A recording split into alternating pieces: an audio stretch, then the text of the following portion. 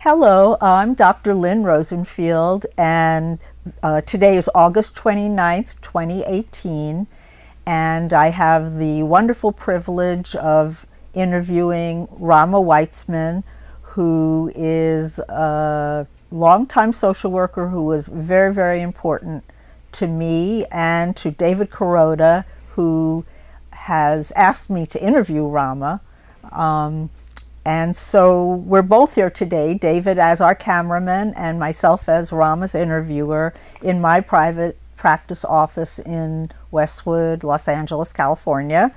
So just to say a sentence or two about myself, I'm a private practice clinician as well as a divorce mediator, and I've also enjoyed being an adjunct professor at Smith College School for Social Work.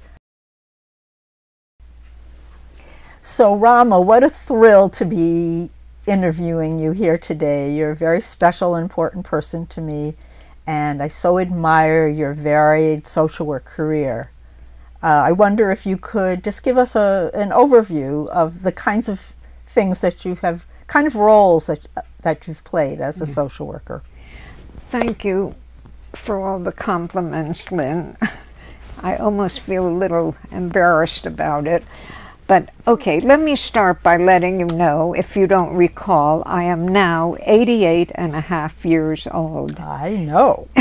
I entered social work in 1957 at the age of 27, so my career really has gone quite a long ways around the globe. But the first thing I want you to know is that I loved my career from the moment I entered the School of Social Work. And I think I really lucked out because I believe that I was in the period of social work, which you might call its golden age. It was the beginning of a time of recognizing social workers not just as resource developers, but as clinicians, as program developers, as people who advocate and became stronger politically.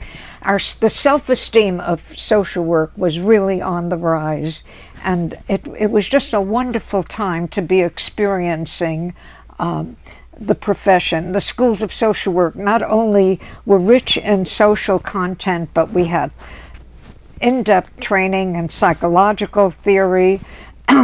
We had on the staff of, I went to UC Berkeley, by the way, School of Social Welfare, and we had, along with some wonderful social workers who were not only teachers, but were already in practice. We had psychiatrists on our staff, doctors who gave lectures. It was a wonderful, exciting experience, to be extremely rich. And I have to say that very quickly I learned that one needed to really be not only curious, but also questioning about concepts that were taught to us. I wasn't in a school that was requiring, conformity of any kind. So what were the kind of roles that you ended up, it seems like in a lot of your different jobs you got to use your social work identity in different ways. Besides being a direct practice clinician, which was true all of my practice, and I always loved being a part of either clinic or a social agency. I also had a private practice much earlier before licensing, and I can tell you how that happened. But I always preferred clinic practice or social agency because it allowed you to deal with all your roles. You could do direct therapy, you could do program development, you could do advocacy, and so on. so it just felt like a rich experience to have all of those roles. So I started out in direct practice, and then eventually I became a field instructor for USC School of Social Work. I did teach a few classes in the School of Social Work part-time, human growth and social development and direct practice. I then became the executive at the tail end of my agency career. For the first time I worked in a social agency. All my other experiences were interdisciplinary. But at Jewish Family Service, I was Director of Professional Services, and that was an executive level position. Where it gave me a chance to do a lot of teaching and training and even nudging for some systems changes that were needed. So as you can see, I've really spanned probably a good deal of the roles that, you know, what are possible in our field. And it's been, as I say, to this day, it's the thing I feel, if someone says, what's your identity? I always say social work is one of the most important pieces of my identity. And I'm still involved with the Society for Clinical Social Work, see friends, occasionally people ask for little consults on cases and so on. So how did you get into all of this? Okay. How did you, you know, you said this felt like such a good fit and a calling. How did you, what influences led you to? Okay, let me start out by saying that I grew up in Brooklyn in the 1930s and 40s. I was the child of an immigrant family. We were very poor, and money was always an issue of anxiety. I don't think we ever worried so much about starving, but we worried, will the rent be there? And so along with being poor, I was a very sickly child. I had scarlet fever, I had double pneumonia, which in those days required surgery. I had every childhood, you know, chicken pox, measles. I was in bed a lot. Oh. As a result, I believe I developed this ability to kind of be an observer, a curious observer. I can remember being in bed with an illness and watching my parents arguing about something and asking myself, even at the young age of 3, why are they fighting? Or and from early on, I saw myself much more as an observer than a direct participant. I didn't have any like childhood friends to speak of. And I did a lot of staying home and reading and that kind of thing. So along with the issue of poverty and the issue of being immigrants, both my parents, one came from Russia, one Poland, which was a total adaptation to a new culture. Absolutely. There was also quite a bit of mental illness in my family. My grandmother had what then was called manic depressive psychosis. My mother developed manic depressive psychosis, and strangely enough, and I don't know where I got the strengths from, but I didn't cave into feelings of despair about it. I never believed it was hereditary. I don't know, good denial maybe, but it was never an issue. Served you well. But I was always fascinated with how come, you know, why would this happen to this person in the here and now. And somehow by the time I came into, and right after I graduated from undergraduate school, I needed to work, so I got a job, and for 5 years I taught in a nursery school kids, with a wonderful progressive nursery school, by the way, which had a psychologist as a consultant. So again, I was already exposed to family issues, to children with problems, etc. And that was a love I carried throughout my career. I was always children and family oriented. And then I finally decided social work is the way. I actually took classes first in psychology at NYU.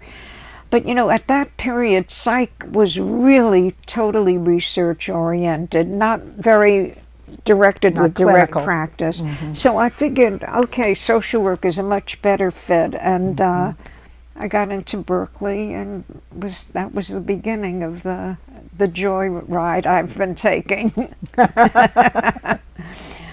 Do you have a few stories that you'd like to tell about experiences you had at different jobs? I mean, kind of filling in this picture of your different career settings.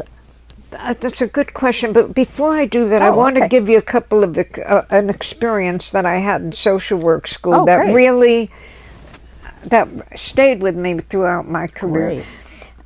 You know, we're taught very quickly, you know, that one of the important aspects of self is to be non-judgmental, and you know, there's the feeling of, oh yeah, that's not, you know, a big deal. I'm not going to be prejudiced or anything. Anyway, I was doing a research project at that time, on why children who were either a little bit older, non-infants, minorities, or somewhat disabled, were not being adopted.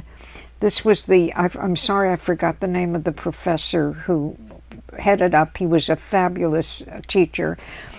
Anyway, as we did the study, lo and behold, the reasons that these kids were not being adopted had to do with the kinds of judgmentalness of the social workers who were dealing with these issues. If the house wasn't clean enough, or if the parents didn't make enough money, or if the parents didn't have a certain level of education, they were rejected as potential adoptees. And I thought, aha, this is a very good experience in terms of learning. It's not that easy to be non-judgmental. You better start exploring your own inner prejudices, and you better get to know thyself deep down. And that was one experience that taught me. The other that I had in my social work experience that I thought was kind of interesting, I had to go out on a case of a woman who was like phobic. She was afraid to leave her house and had been in the house. I mean, she was a married woman, no children, and I made the home visit, and we talked quite a bit, and I tried to understand why at this point she was always somewhat phobic, but she was able to maintain a little, but more recently she got worse. Well, I never could figure out why, and neither could she, but when I went back and told my supervisor about it, she says, oh, that woman's schizophrenic. So I said, what? I said, hey, I didn't see any signs of hallucination or, you know, ideation that was bizarre. I mean, she just was frightened. And by the way, when I was a kid growing up, there was a mother with 5 kids in the apartment upstairs who never left the house. Her kids all did the shopping, but she was a wonderful mother. So I said, I don't believe that. So I said to the supervisor, can we get in psychiatric consultation on this? And lo and behold, the psychiatrist said, you know, kind of supported me and mentioned that it's a case that really needs psychiatric treatment, which relieved me because I didn't know how I was going to deal with it. But it was another lesson in, you know, you can't bow down to authority. Right. You have to have the courage to confront as needed. So social work school, along with all the wonderful, rich knowledge I gained, also gave me this, I think, extra sense of, you know, standing up and being an advocate for, and believing in what, you know, and learning constantly, not being always sure of that things are the way they're written, or and pushing against the system. Yeah, you know, yeah. It did. It made me clear. So that, anyway, those were my 2 years of. I was, by the way, my second year. This was at Langley Porter, and that was the time, by the way, and I think this is a prejudice you still hear, that talked to the idea that children who were autistic had schizophrenic mothers, or what they used to call refrigerator mothers. Well, I had a case of an autistic child and his mother, and I kept seeing that this mother seemed to be a very responsive, warm person, and this child would not connect with her, nor would he with me. So I had a psychiatrist resident friend, and I said, can't you talk to the powers that be? Maybe there's medication, maybe this isn't all psychological. And my friend, whose name was Mo, said, Dr. Dworak isn't going to buy that. We're into a research project, and the research project is that this is the cause of, and there's no way we're going to change the system. A very disheartening experience. But it did help me say to the mother, look, I don't think this is in any way related to your capacity as a mother. I think there's something more with this child. Mm-hmm. Anyway, so at least you could give her on an individual level a little support. A little support, even though you couldn't change the policies of the agency in that case. Anyway, just to get on with the story, I not only feel it was the golden age of social work in terms of new capacities that we developed, but there were wonderful agencies that were evolving. Like I worked at my first job in Palo Alto for Children's Health Council, which was an interdisciplinary agency dealing with every kind of children's issue, from retardation, emotional disturbance, etc., all the way through the continuum, and their families. It was, for me, a golden opportunity. Mm-hmm. And by the way, there appeared, maybe I was in my second year of working there, an article in the newspaper, what this country needs is a $5 therapist. They were the psychiatrists were charging, I think, around $25 at that time. Well, lo and behold, I had a psychoanalyst who was a consultant, and he said, Rama, why don't you go into little private practice? And be the $5 therapist. And be a $5 therapist. You're seeing these kinds of cases here, and there's always a waiting list. There were waiting lists at that time. So I had a friend who I graduated with, my friend Mary, and she and I used our blue chip stamps to get furniture. I was renting a very big house, and there was plenty of room for an office. And the two of us started out in a little evening private practice together at $5 a shot. And by the way, there was no licensing. I'm talking about 1961. No licensing until I think 67 or 8.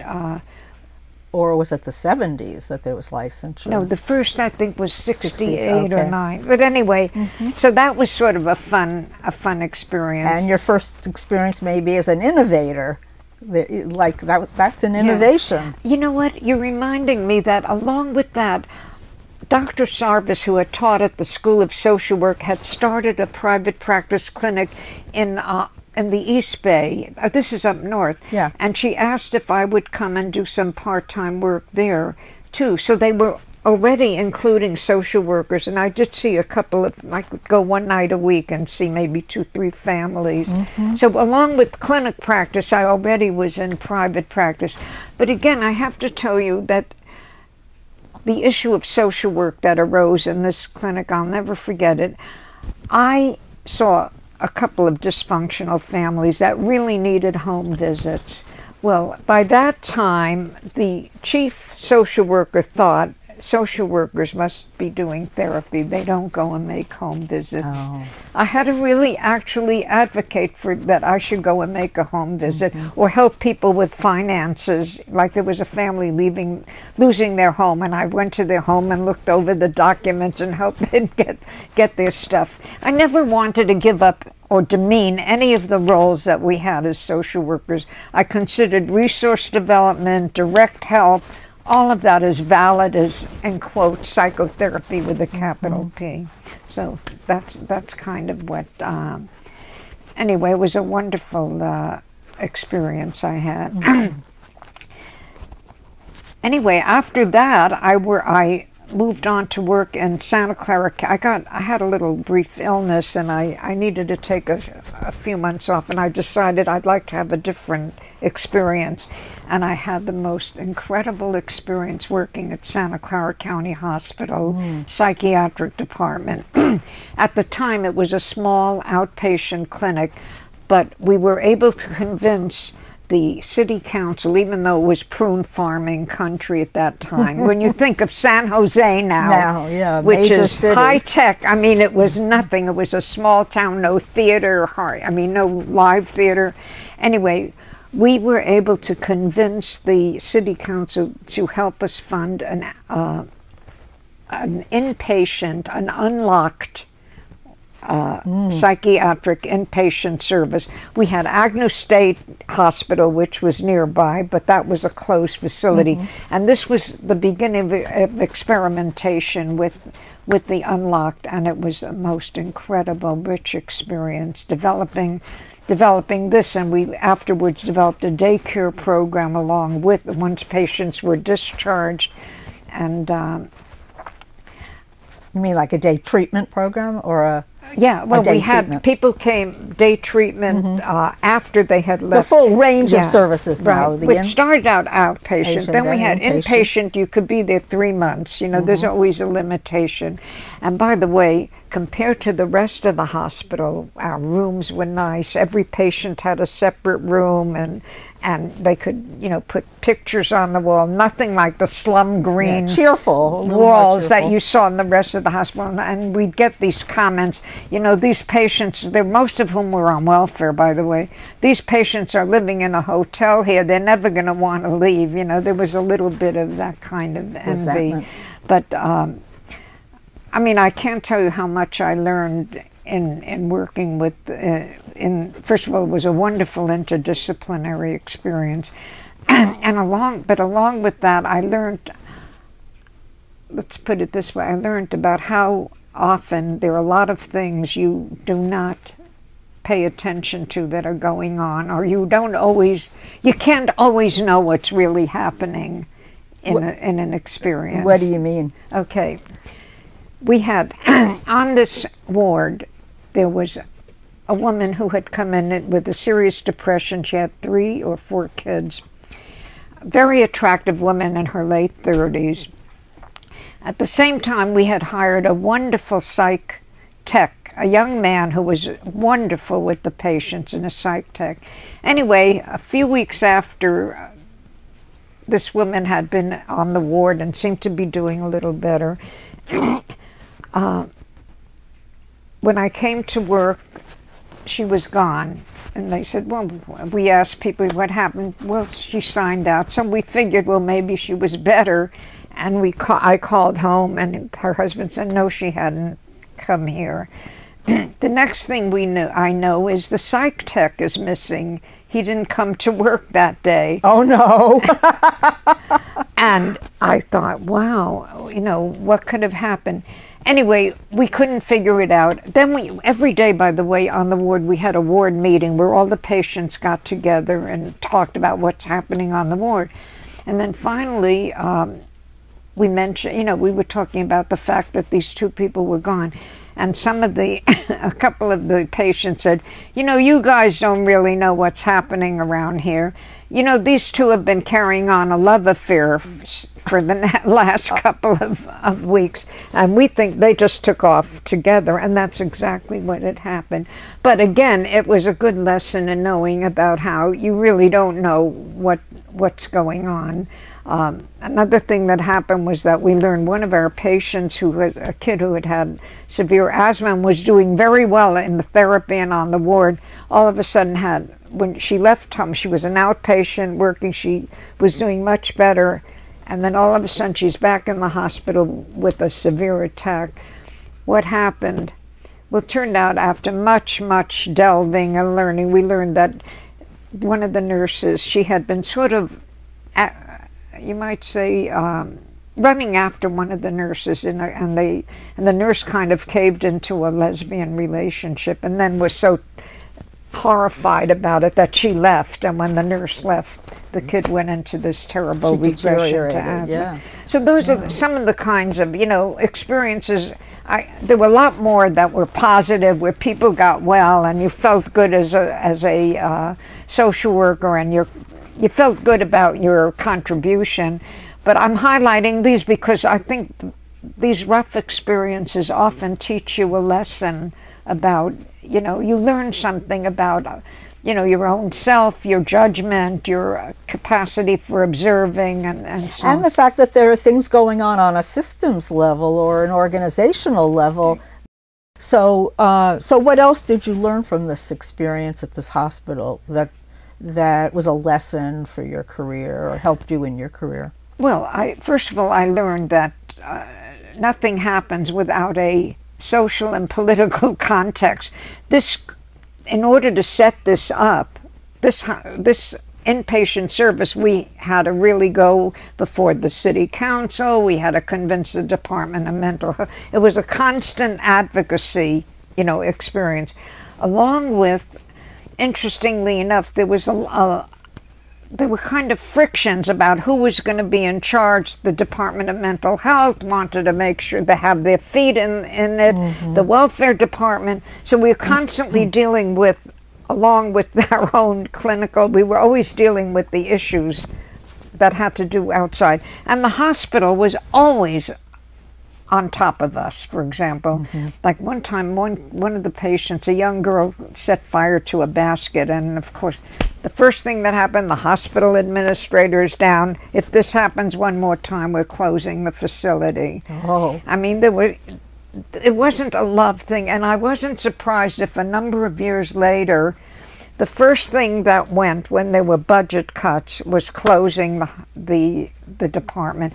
And I think it also, I had heard from some old colleagues that it even may have become a partially locked facility. So, you know, that everything depends on where the community is at large with some of these issues. So, were there policy fights in any of your subsequent jobs, like lessons that you learned about, like I'm thinking of after you moved to Los Angeles? Well, you know what, I would almost say that almost every job I had, I can think of examples where the issues of politics and finance would, you know, come in. Even though I'm dealing with, maybe directly with the patient. For example, at one of the jobs that I had, well, the job that I had after with retail clerks, which was a union-established psychiatric clinic, interdisciplinary, which was researched by UCLA, Dr. Cohen, and we had the lowest hospitalization rate of a population because we were on call 24 hours. Within 3 or 4 years, the clinic was traded off and closed in a union negotiation. I mean, why do you think that these innovative programs seem to be the ones that get eliminated? They cost money, more money. What happened with the retail clerks is interesting because they broke away from Kaiser because the head of the union wanted, I think either his son or grandson or daughter or granddaughter had schizophrenia, and he believed that having this clinic would help cure her. Well, it didn't cure her. And then they went into, that was a period where there was sort of massive doses of certain kinds of drugs would be. So he said, so what, they're not doing anything for my kid. So he was able to negotiate it away. I mean, I'm not surprised. Sometimes it's personal, sometimes it's the community at large. You know, how often we tried to set up a homeless shelter in a neighborhood. This is later on at Jewish Family Service, and the neighbors don't want it. Right. So, and you get all of that. You always have to be aware of not only intrapsychic and interpersonal, but social and, you know, political factors. They are always with you. I mean, even in your private practice, which I have only done very partially, as I say, along the way. You know, Medicare changes its rules, or this insurance company, and now it's data-based. Everything you have to report is, you know, evidence-based practice. I mean, you're never free from those influences. Your only hope is if you can influence them in the right direction, right? Anyway, by the way, the retail clerks, that clinic, which again, we had social workers, psychologists, psychiatrists, When they closed their doors, they were the first agency to give social workers, along with psychologists and psychiatrists, insurance reimbursement for private practice. So there you go. There you go. And that's another innovation. And that's the place where Katie Kolachevsky, Jeanette Alexander, and many others, including myself, were busy starting the Society for Clinical Social Work. One of the issues, people said, why do we need it? We have NASW. But one of the reasons it really was needed was to push this issue that social work has strengths to offer in the field of direct clinical psychotherapy practice. And I, by the way, believe we have a very, very strong piece to contribute in this. I mean, psychologists are great with their testing and psychiatrists with their medications, but I think we have that total social view of things that really is a very good contribution. The person in the environment. Exactly.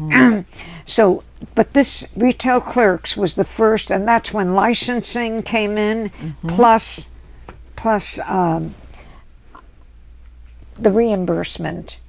I mean, I think it was really quite, I mean, that's what I meant when I said this is the golden age. I mean, so many new, innovative things that, which really enhanced the role of social work in our society and really gave us a status, I think, finally, that, we didn't have. Social work had been maligned prior to this period, and I think that's gone. So that was a really good experience. And from there, after the clinic closed, well, now that I'm sort of forgetting. Well, I'm thinking if you can think about any other lessons that you learned in your subsequent job experiences that you think would be useful to impart to the social work community, to people coming after us, that come from your experience, the jobs that you had. Well, one of the things I would like for every new, the newer generations really, is to not give up on the totality of our roles and the encompassing of the social and psychological and biological knowledge base. I think it is so important that we, and I really also am a little concerned about, everyone comes into social work school now wanting to go into private practice rather than considering what are the social needs and what needs doing in terms of clinical, I mean in terms of program development. Like, of course, now we face the homeless issue is horrible. We face addiction, and of course there's been more and more specialization in our field too, which I think is necessary and good, but I think you cannot, if we give up on these other roles into that so-called glamorous role of psychotherapy, it's a mistake. Because the other thing I think that, it's true, social work salaries have gotten better, but they're nowhere near what you could probably make in a good private practice.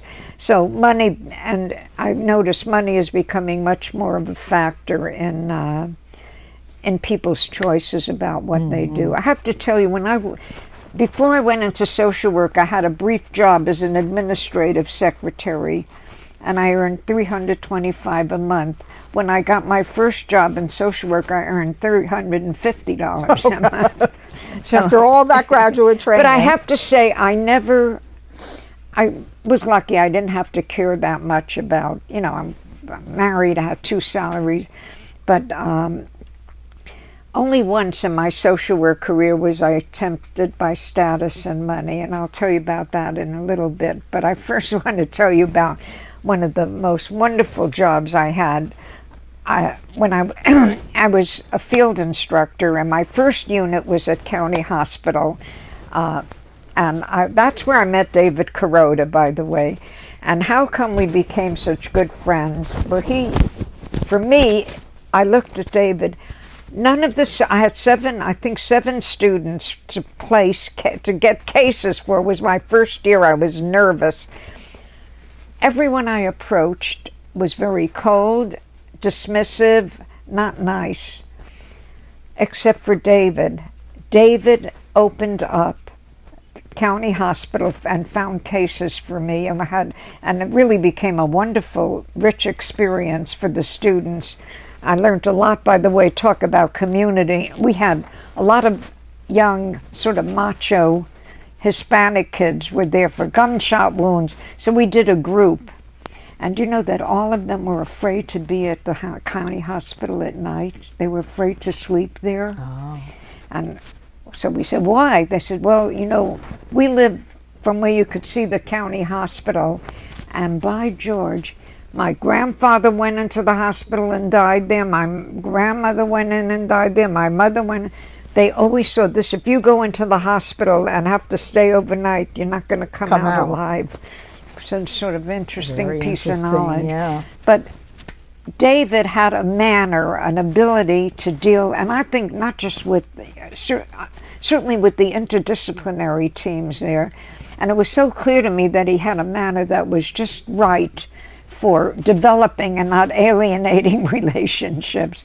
And so the minute I landed my next job, which involved field instruction and classroom teaching at Children's Hospital, the university affiliated program, I was there I think about 6 months or a year, and they opened up an assistant director of training and social work.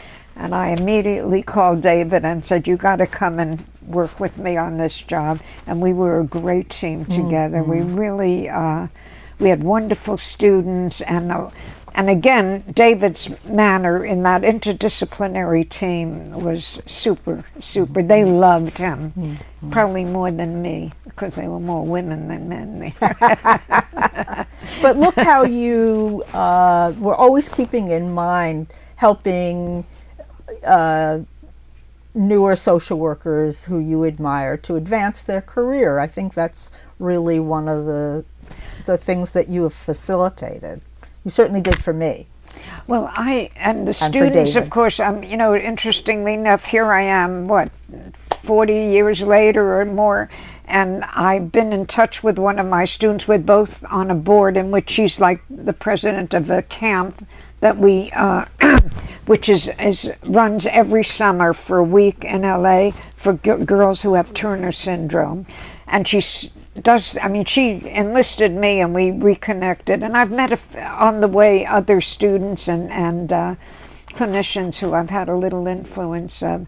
I'll tell you where I guess I need to tell you about this really profound change in my thinking was when I took a seminar with Virginia Satir, who introduced family therapy into the curriculum, not so much in the curriculum, into agency practice. It was a fantastic experience at Big Sur Hot Spring. Virginia Satir was the first person that I encountered who opened up and showed you what techniques she used in her practice. Up until then, everything was behind closed doors, by the way. Okay, now Children's was different because it was a teaching training program, so we had two-way mirrors. But this is before I actually encountered this experience, and it was such an eye-opener to be able to see how someone introduces ideas, focuses on showing relationships in the family in a way that's helpful and positive. And you know, one of her points of view, and one of the social workers I admired was a supervisor and a colleague of mine at Santa Clara County Hospital. Her name was Catherine Mider. She's long deceased, but her point was you look for strengths. Now, I grew up in that Freudian tradition where it was you look for problems. But I really learned from Catherine and Virginia Satir, you build on, you can identify problems, but you're building on what the strengths are. Resilience. It was the most incredible experience. And so by the time I was at Children's at the university affiliated program where everything I did was videoed and students were looking, and I felt comfortable. And you know what? Even when teaching, I'd use some of the video and a student would say, "Hey, why did you do that? That doesn't," and then I'd say, "Hey, maybe I didn't do the right thing." Or, "Yeah, you know what? I hesitated for a good reason." So there was really provided a lot of rich teaching and training material too, in that. But opening those doors were like light bulbs going off. It sounds like it really was something, because everything, everything was secret. You could even forge your process recordings, if you want. I know students who even told me they lied on their process record, but now you can't lie. It's out in the open. So that was a fantastic experience. What else? Okay, now remember I said a while ago that I only caved into money and status. One time. One time. When was that? When I was working at the university affiliated program, I was also, besides doing some teaching at USC, we would get like bonus, we were also supposed to, as part of the grant, to do teaching to agencies. So I was asked by Jewish Family Service, because the director was very into family therapy, if I would do a class in family, like a weekly seminar with them, which I did for a while. Anyway, during that time, their director of professional services left the job. So they asked me if I was interested in taking the job. And I had very mixed feelings, but the salary was a lot better, and the position for that was the first social work agency I ever worked in. And so social work was the executive. I'm always used to doctors and then come psychologists and social work. So I thought, gee, that'll be an interesting experience. Finally, when social work is really at the top of the line. So I don't know, after much thought, I thought, well, okay, I'll take it. But I've always regretted it. But I regret it, I don't. I learned an enormous amount, but I always miss Children's Hospital. I always miss that work with family and children's, and the teaching and the training. Well, that was a more it had an administrative component. The Jewish Family Service, yeah, it was. In fact, one of the board members who was very skeptical about hiring me said she didn't have enough administrative experience. But the director was in love with me because he had been trying to push family therapy without much success. Anyway, that's the time I learned a couple of things, new things. One is that it's much harder to change an old system than to create a new system. Like when you create a new program, you put in your rules, and it's just, things go much more easily. I had such a time trying to get workers to think in terms of family systems and treating families.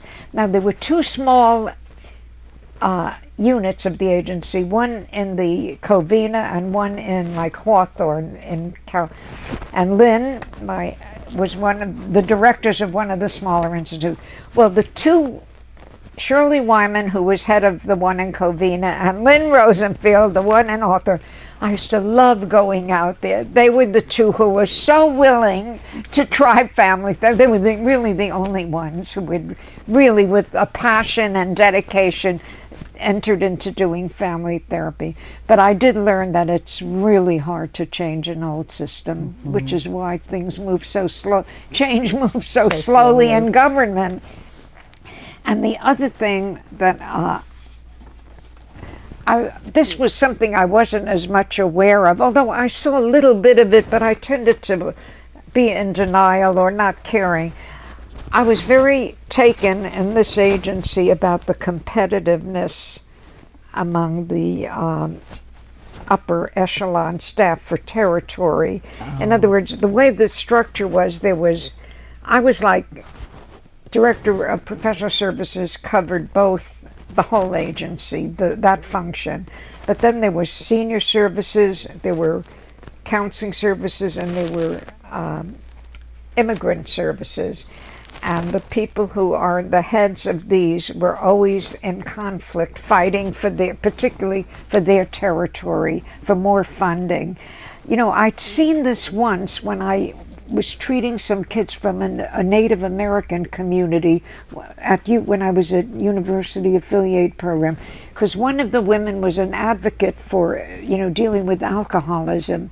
And she told me that when she goes to the city hall to get funding, she has to compete with the black alcoholism, with Asian alcoholism, with Caucasian alcoholism, and with so.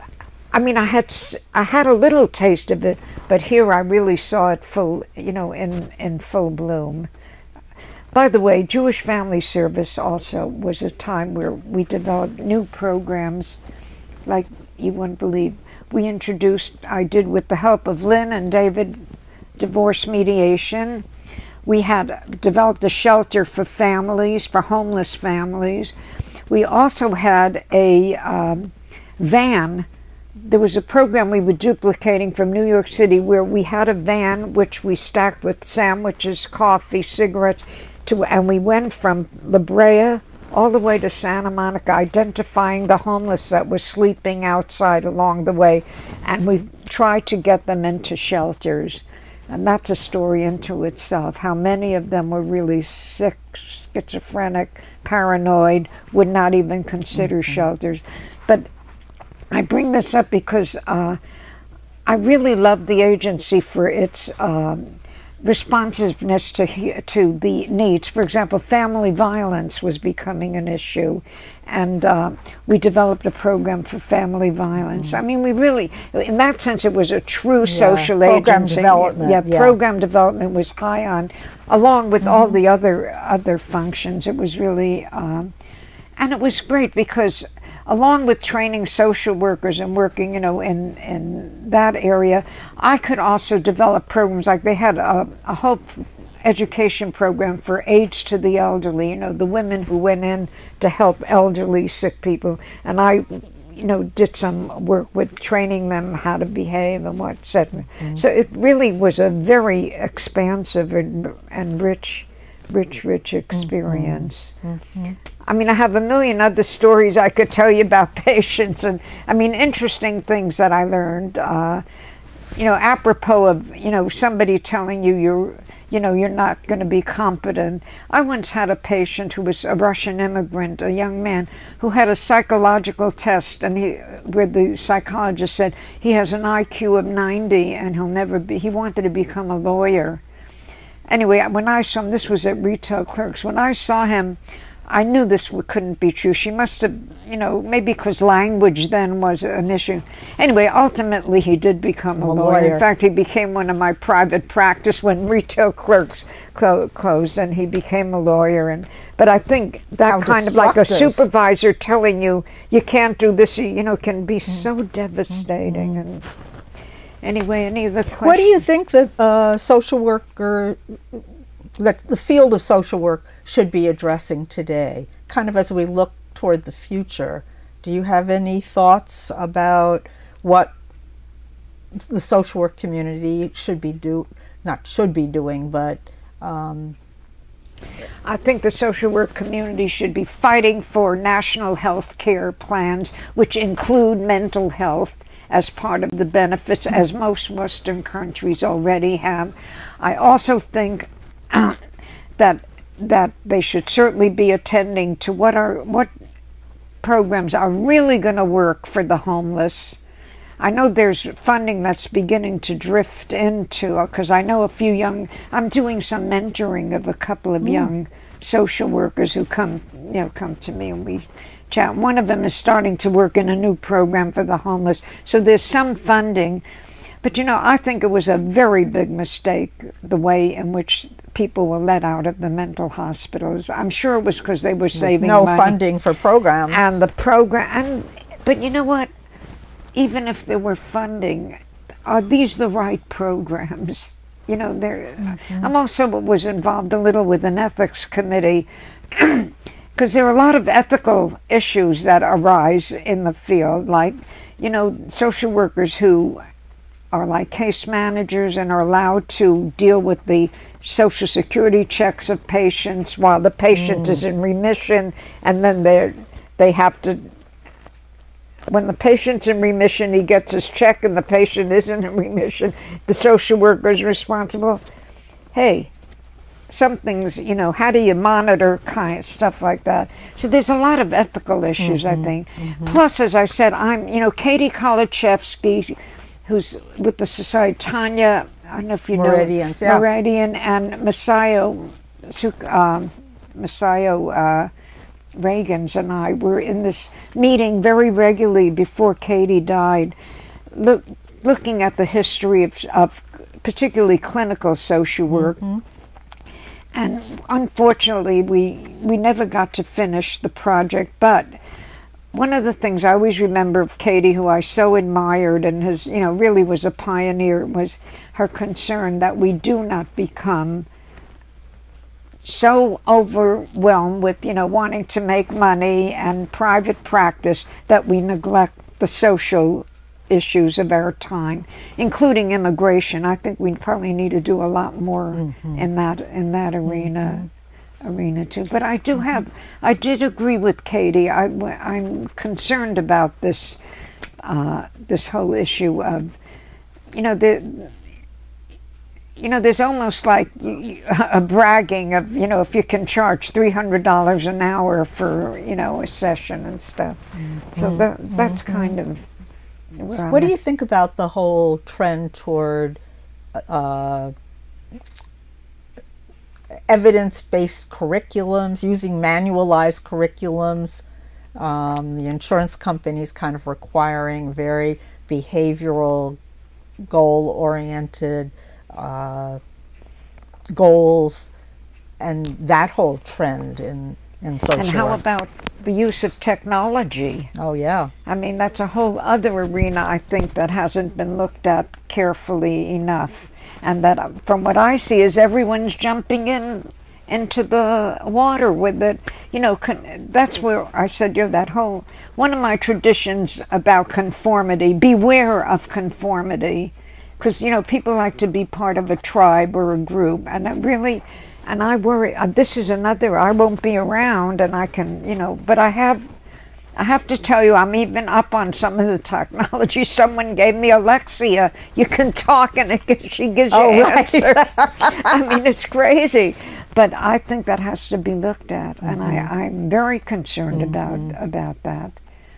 I don't know. I don't know. I really, you know, it's to me, it's a very puzzling and you know, it's sort of like it's almost hard to predict what's the ultimate going to be with all of this. Well, like most things, I think there's a double-edged, that technology can help you reach a wide people who maybe are in underserved communities or where they can't get training that is more available. That perhaps is the benefit of the technology, but then, you know, you lose the in-person relationship, you know, that is so much at the key. And so I guess, like what you're saying, we have to be very mindful in the future of some of the ethical dilemmas that... Well, think about the fact that little kids now, and I have a 4-year-old grandson, he already knows how to deal with the cell phone to some extent. He knows how to put on a little movie. I mean, I can't even begin to imagine. And you know how their attention goes on to, you know, all of this screening. I don't know. I don't know where it, you know, where is it going to change human nature? Are we really going to end up being very different by virtue of that? I mean, our basic instincts going to go down the drain. Well, I think we're going to need a new generation of Rama Weizmanns to tackle some of those issues in the future, because you've done, you know, a lifetime's worth of fighting for the values of social work and the values you believed in. Well, I deeply believe in them. There's no... Is there any, because we are coming to a close in our time. Is there anything else, any final thoughts you would like to leave us with? I don't think anything that I haven't really already said, but I think I just pray and hope that our field is going to not toss away some of the best values that it really brings, because I don't see that those values as so predominant in other helping professions as you know, we have been. I've always seen us as being in that position for social change, for social justice, and you know, for making a better world. You know, when I grew up, Lynn, I keep thinking about this recently as an older person. Right after World War II was over, the Holocaust, the war, the horrors, we began to believe in peace. There's going to be universal peace forever. We really believed in progress. You know, when we saw, and now, you know, we live in an era where it feels like we're going backwards. So many things are being upended that were part of, you know, the best part of our system. So I'm very worried about that. And I'm just hoping that social work doesn't, you know, cave in to the easy way out, so to speak, becoming, you know, there've been social work even in Nazi Germany and in totalitarian. You know, you can take on a role that's really not, you know, the best of what social work is. Yeah, you don't want to become an agent of the repressive system. Exactly. Well, I think there are still fighters, and you've led the way. And, you know, I, for one, and I know David, and just the social work community in general, so appreciate your contribution. Thank you.